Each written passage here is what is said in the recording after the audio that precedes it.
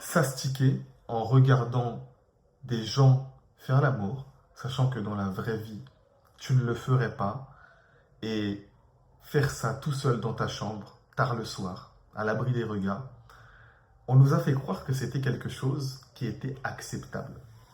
Et honnêtement, en tant que gars, je te pose la question, est-ce que réellement, si une femme, imaginons que tu parles avec une femme et qu'elle te demande, est-ce que tu te masturbes?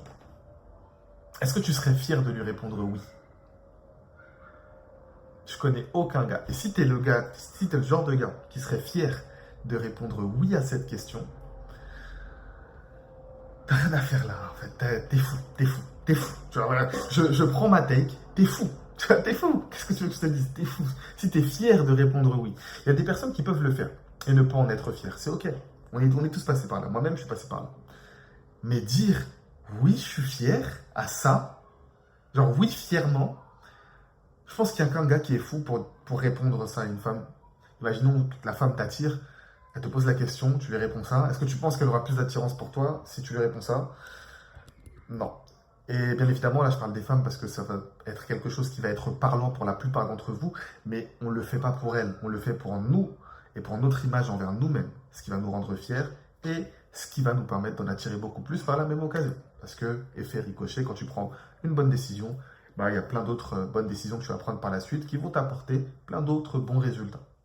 Donc, c'est la raison pour laquelle ça fait maintenant 2 jours que je suis en OFAP. Ouais, je sais, tu t'attendais pas à celle-là. Tu devais sûrement te dire, ah, mais ce gars, ça fait peut-être 50 ans, 70 ans qu'il est en OFAP, etc. Non, ça fait 2 jours. 2 motherfucking jours. Et j'avais envie de craquer aujourd'hui. Et j'avais envie de craquer pourquoi? Je vais t'expliquer pourquoi j'avais envie de craquer, parce que je pense que tu traverses ça aussi. J'avais envie de craquer parce que aujourd'hui, j'étais en mode, je me disais, bah, j'ai eu un gros trou, tu vois. J'ai commencé ma journée, je suis allé au sport. Ensuite, j'ai eu une petite réunion. Et j'ai eu un pote qui m'a appelé. Du coup, on est resté 3 heures au téléphone, c'était pas prévu. Et du coup, ça m'a fait prendre du retard sur mes objectifs de la journée. Et j'étais dans un mood où je me disais, voilà, ma journée, elle est déjà un peu foirée. Autant se branler, repartir à ce qu'on sait faire de mieux. Et vas-y, c'est pas grave, tant pis. De toute façon, enjoy. On vit en mode hédoniste, on cherche le plaisir instantané, même si c'est de la gratification instantanée et que c'est de la merde. Et après, tu sais ce qui a fait que j'ai pas craqué? Ce qui a fait que j'ai pas craqué, c'est que je me suis dit, pourquoi est-ce que tu fais ça? Parce que en soi, il y a un truc qui dit que il faut savoir pourquoi on fait les choses. Tu vois, il faut avoir un pourquoi. Tu sais, dans le développement personnel, on te parle d'avoir un pourquoi. Et pendant longtemps, je pensais que c'était du bullshit. C'est pour ça que tu vois une bibliothèque derrière moi. Ça fait 47 ans que j'ai pas lu de livre. Parce que dans ma tête, je me disais, bon, c'est bon, les livres, c'est bullshit, etc. Mais il y a quand même des concepts très intéressants. C'est que si tu sais pas pourquoi tu fais les choses, bah, tu vas juste pas les faire. Tu vas juste pas te lever, tu vois. Il y avait un closer. Un closer, donc c'est un vendeur indépendant, parce qu'aujourd'hui, c'est une activité que je suis closer, mais bon, j'en reparlerai dans une autre vidéo, on n'est pas là pour ça. Mais je parlais d'un commercial qui performe très bien. Il performe très très bien. Et on lui demandait, mais comment tu fais pour performer, tu vois? Et mais c'est pas lui qui a répondu, mais c'est le responsable des ventes qui a répondu à sa place. Il a dit, bah lui, il sait pourquoi il fait les choses. Dans le sens où il a un objectif clair, il veut aider sa famille qui est restée au pays, etc. Il veut pouvoir les mettre bien, il a beaucoup de personnes qui comptent sur lui. Donc quand il vient, quand il se lève le matin, qu'il jump sur un appel, qu'il prend des rendez-vous de vente et qu'il vient travailler, il ne vient pas travailler juste pour venir travailler et faire un peu d'argent. Il sait pourquoi il le fait, il sait pour qui il le fait. Et ça change tout. Parce que quand il vient au travail, quand il monte sur un appel de vente, il est en mission. Il ne se lève pas au hasard. Et en réalité, quand je te raconte ça, je peux te dire oui, mais je sais, ouais, mais c'est logique, oui, il faut avoir un pourquoi, etc. Et moi aussi, je me dis ça. Je me dis, mais je connais le concept. Ok, mais est-ce que tu le fais?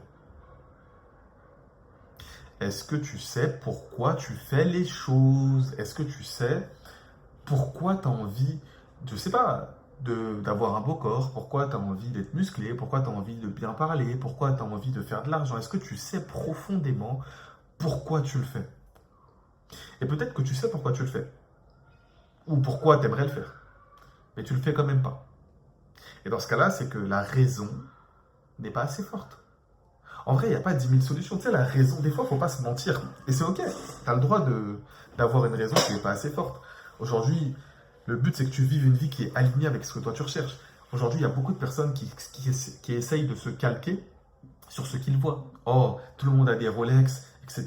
C'est ce que font les riches, donc je veux une Rolex. Je veux une Rolex. Ah, les riches, ils fument des cigares, donc moi, je veux fumer le cigare. Oh, les riches, je sais pas, ils vont habiter à Dubaï, ils conduisent des Classe G. Ah, je veux un Classe G habiter à Dubaï.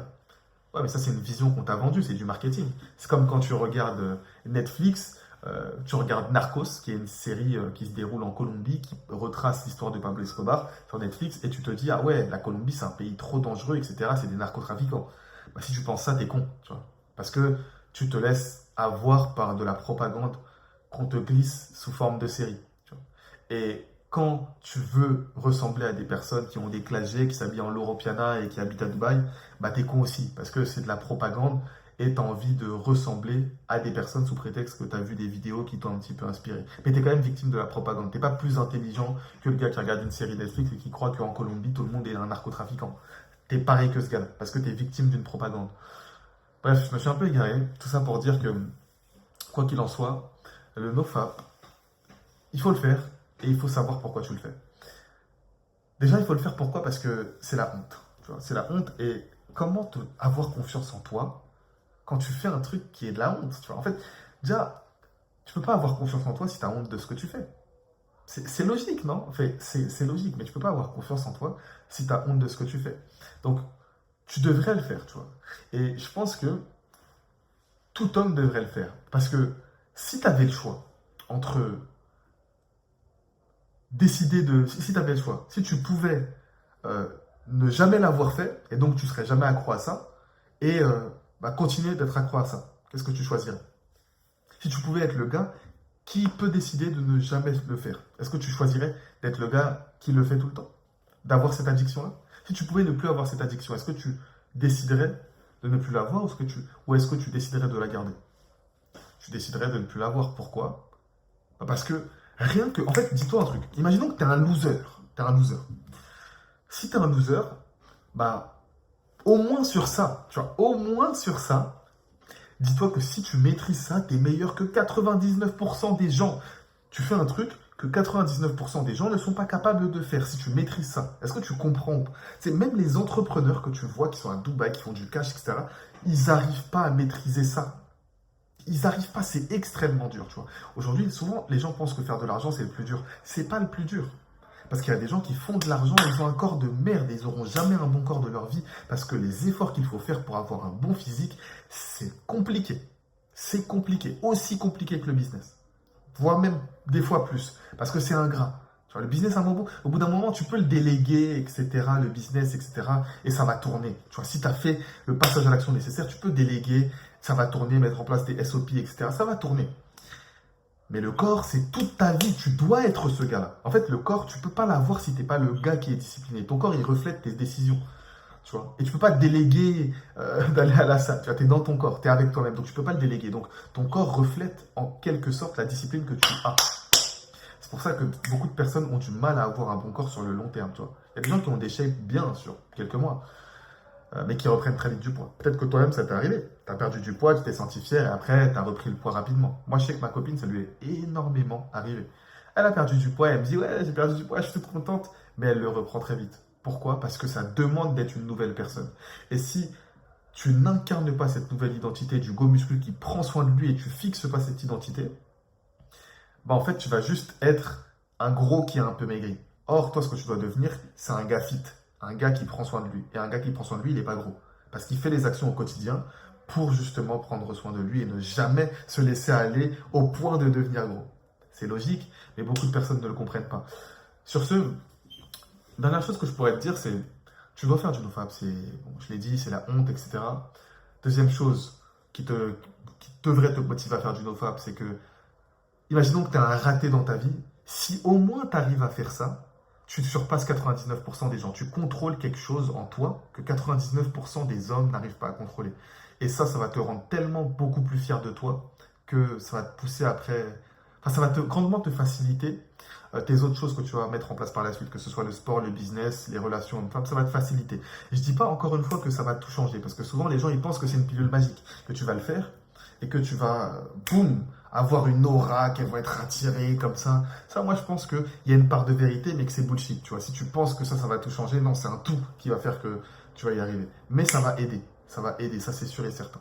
Donc, ça, c'est les 2 ou 3 raisons déjà qui devraient t'inciter à le faire.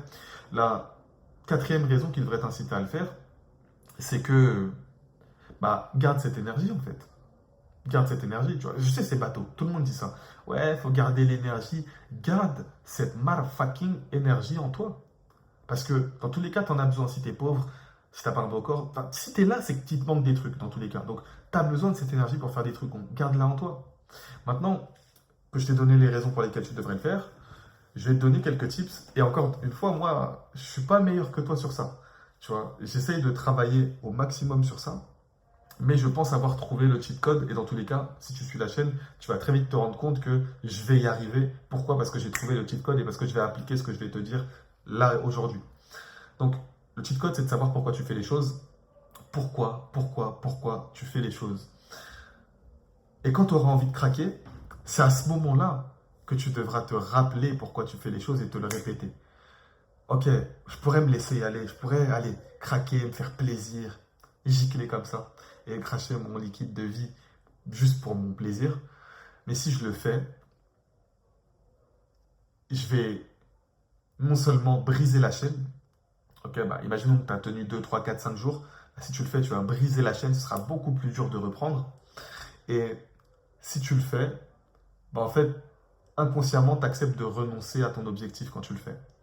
Et qu'est-ce qui est le plus important aujourd'hui pour toi? Est-ce que c'est d'avoir quelques minutes de plaisir qui seront peut-être tentantes? Parce que oui, c'est vrai que ça te procure quand même énormément de dopamine, je ne vais pas me mentir, je ne vais pas dire que c'est naze de le faire.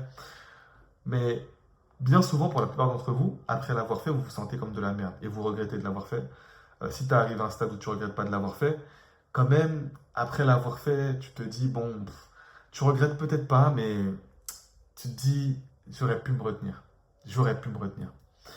Et après l'avoir fait, en fait, tu redeviens la personne que tu veux plus être. Parce que la personne que tu veux être, elle fait pas ça. Donc, après l'avoir fait, tu redeviens la personne que tu veux plus être. C'est comme si tu étais gros, tu avais réussi à devenir maigre et tu redevenais gros. C'est frustrant quand même. Et il faut vraiment que tu approches et que tu vois les choses comme ça. Parce que avec le poids, c'est flagrant. Tu vois ton ventre, tu es mal à l'aise, etc. Avec ça, c'est pas flagrant. Parce que les gens, ils peuvent pas savoir que tu le fais. Même si c'est vrai que à travers ton non-verbal, une femme, elle va le savoir, elle va le voir que tu le fais, que tu es un branleur. Tu vois, quand tu te branles, tu es un branleur. Et de facto, de par les actions que tu prends, ta manière de parler, ta manière d'être et d'interagir, tes actions que tu prends au quotidien, on voit que tu es un branleur. Mais c'est pas flagrant. Tu vois, c'est un truc que tu peux cacher.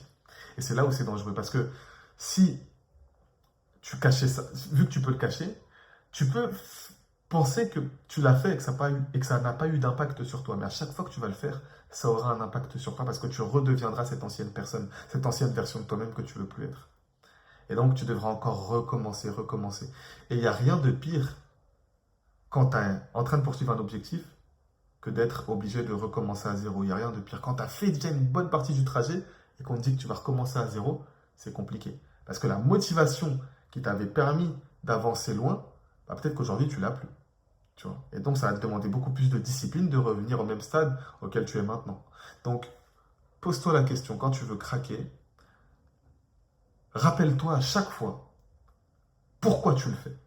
Et pourquoi c'est important pour toi de réellement y arriver. Tu veux être différent des autres? Moi, je sais qu'un truc qui me drive, c'est être différent des autres hommes. J'ai toujours voulu être différent.